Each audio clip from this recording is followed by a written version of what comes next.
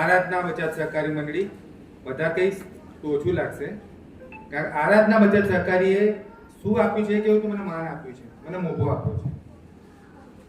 આના પહેલા હું હતો, પણ હવે હું તમારા બધા થકી કેમ બન્યો? આરાધના મેં તમને આપ્યું, તમે મને આપ્યું. આરાધના એકલાથી નથી ચાલવાનું, આરાધના આપણે જોડે રહીશું તો જ ચાલશે.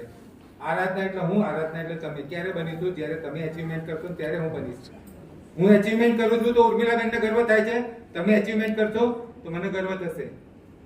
એટલે આપણા થકી આપણે આગળ વધવાનું છે. મારા થકી તમે આગળ નહીં વધી શકો, તમારા થકી હું આગળ નહીં, પણ આપણે એકબીજા સાથે રહીને જ આગળ વધવાનું છે. વધારે આરાધનાની માહિતી મારી વાઈફ આપશે, કારણ કે મને ગર્વ છે. કોઈ એમ કહે કે ધર્મિષ્ઠાનો હસબન્ડ છે, ત્યારે આવો મને ગર્વ થાય છે, કારણ કે એને કંઈક કરી બતાવ્યું. મારા નામથી ઓળખાતી હતી, હવે હું એના નામથી ઓળખાવું તો મને કોઈ શરમ લાગતી નથી, કારણ કે એને કંઈક કરીને બતાવ્યું છે, અને એ પણ સારું કરીને બતાવ્યું છે. એટલે મને ખરેખર પ્રાઉડ ફીલ થાય છે.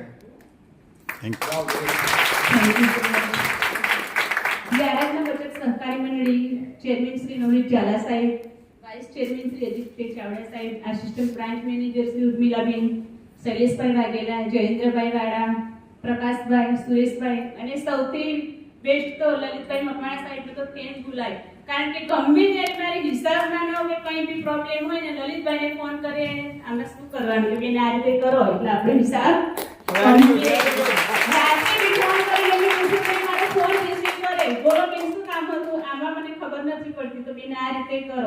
ખરેખર એમને સલ્યુટ કરવાનું મન થાય છે, દિલથી આભાર માનું છું એમનો. જો એમને આટલી મને આગળ લાવી હોય તો ઉર્મિલાબેન અને લલિતભાઈના કારણે જ હું આટલી આગળ આવી છું.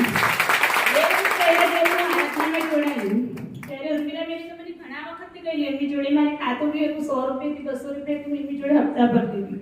ત્યારે મેં અમને નહોતું કીધું કે એમની જોડે ખાતું ખોલાવ્યું છે. મને ખબર હતી કે જલ્દી વિશ્વાસ કરશે નહીં. 3 વર્ષ 5 વર્ષ પછી જ્યારે મેં પૈસા ઉપાડીને આપ્યા ત્યારે પૂછ્યું કે શાના પૈસા છે, ત્યારે મેં કહ્યું કે મેં આરાધના બચત સહકારી મંડળની અંદર ઉર્મિલાબેન જોડે ખાતું ખોલાવેલું અને એની આટલી ઇન્કમ આપણને મળી છે. પછી એમને વિશ્વાસ કર્યો, પછી 100 રૂપિયાથી 200 રૂપિયાનું ખાતું કર્યું, 300 ના મારા બંને બાળકોના ખાતા ખોલાયા. પછી 5 વર્ષ પછી મને એમ થયું ખરેખર આની અંદર કામ કરવા જેવું છે, કારણ કે ઉર્મિલાબેન છે મારા સગા મામી બી થાય છે. જ્યારે આજથી 13 વર્ષ પહેલા મારા મામાનું અવસાન થયું ને ત્યારે અમે બી કન્ફ્યુઝ હતા કે એમના 2 બાળક નાના હતા, કઈ રીતે ગુજરાન ચલાવી શકશે.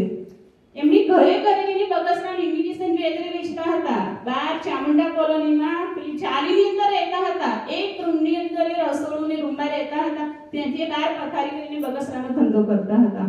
એ પછી જ્યારે આરાધના બચત